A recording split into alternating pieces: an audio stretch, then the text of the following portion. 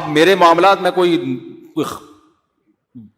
اپنے واقعات میں نہیں سناتا عام طور پہ، نہ کوئی ہم اتنے کوئی بہت زیادہ نیک ہیں. انسان ویسے بھی اپنی خامیاں تھوڑی بیان کر رہا ہوتا ہے. کیا خیال ہے ہمارے اندر کوئی خامی ہوگی یہاں بیٹھ کے تھوڑی بیان کریں گے. خوبی بعض دفعہ اس لیے بیان کی جاتی ہے کہ موٹیویشن ملے. میرے مالی معاملات آپ جس سے بھی ہیں آپ اس سے جا کے پوچھیں. کرائے کے گھروں پہ میں رہتا ہوں, کبھی مالک مکان سے پوچھیں مفتی صاحب نے کرایہ دینے میں کبھی کوئی غم دیا, ٹینشن دی؟ صحیح ہے نا, کوئی غم دیا؟ میرے پاس اگر زیادہ پیسے آ جائیں نا, میں 6 مہینے کا ایڈوانس میں بھیج دیتا ہوں اکاؤنٹ میں کہ یار یہ ٹینشن دینے ہی ہے نا, تو یار یہ اس کا فائدہ یہ ہوتا ہے, یہ یقین ہو گیا 6 مہینے سے پہلے یہ اس کا باپ بھی نہیں نکال سکتا, یہ ہمیں فائدہ ہو رہا ہے. لیکن لوگ کہتے ہیں فائدہ کیوں, پیسہ بچاؤ یہ فائدہ ہے. بھائی پیسہ مقصد نہیں ہے, پیسے سے فائدہ مقصد ہے. اگر مجھے ایک فائدہ مل رہا ہے کہ میں 6 مہینے ایڈوانس کرایہ دے کے یقین ہو جائے کہ 6 مہینے سے پہلے کہیں نہیں جانا, یہ مجھے لگتا ہے زیادہ فائدہ ہے یہ. تو آپ اتنا سخاوت نہ بنے کہ 6 مہینے کا ایڈوانس کرایہ دے دیں, پہلی تاریخ کو تو دے دیں نا. آپ گیس بجلی کے بلوں میں بھی یہی, اور اللہ کا شکر ہے ہم گیس بجلی کا بل پہلی تاریخ کو پابندی سے ادا ہو رہا ہے, اس میں KESC والوں نے سخاوت دکھانا شروع کر دی, پھر ڈبل بل بنا کے بھیجنا شروع کر دی. گیس کا بل ہمیشہ ٹائم پہ میں پہلے ہی جو ہے نا جمع کرا دیا, تو 35-40 ہزار روپے بل بنا کے بھیج دیا گیس, سوئی گیس والوں نے. جہنم کا کنیکشن لیا ہے ہمارے گھر سے, کہاں کا لیا واللہ عالم. 3-4 بندے ہیں, ان کا اتنا بل کہاں سے؟ وہ شاید 15 بچوں والا بیان سنا انہوں نے کہ سوئی گیس والوں نے. او بھائی وہ 15 بچے ایک گھر میں تھوڑی رہتے ہیں, تو ڈیوائڈ ہوئے میں.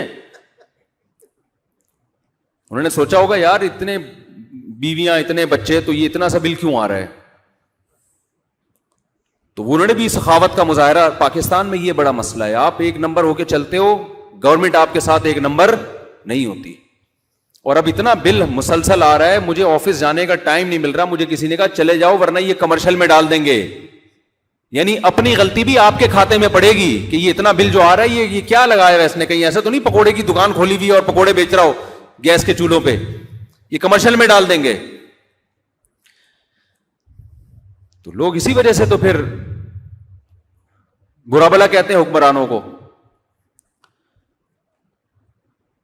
تو اگر آپ کے ذمے کوئی مالی حق ہے اور آپ خود سے نہیں دے رہے, میں یہ نہیں کہہ رہا نہیں دے رہے, بہت سے تو ایسے دے ہی نہیں رہے, آپ اس کو ترسا رہے ہیں دینے میں, یہ اس کی علامت ہے آپ دولت پہ سانپ بن کے بیٹھ گئے ہو. آج کی تاریخ تھی, آپ کل تک ڈیلے کیوں کر رہے ہو اس کو؟ یار چھوڑو, یہ پیسے کا کیا کرنا ہے, جس کا حق ہے دے دو یار. سمجھ رہے ہیں کہ نہیں سمجھ رہے؟ اسی طرح یاد رکھو,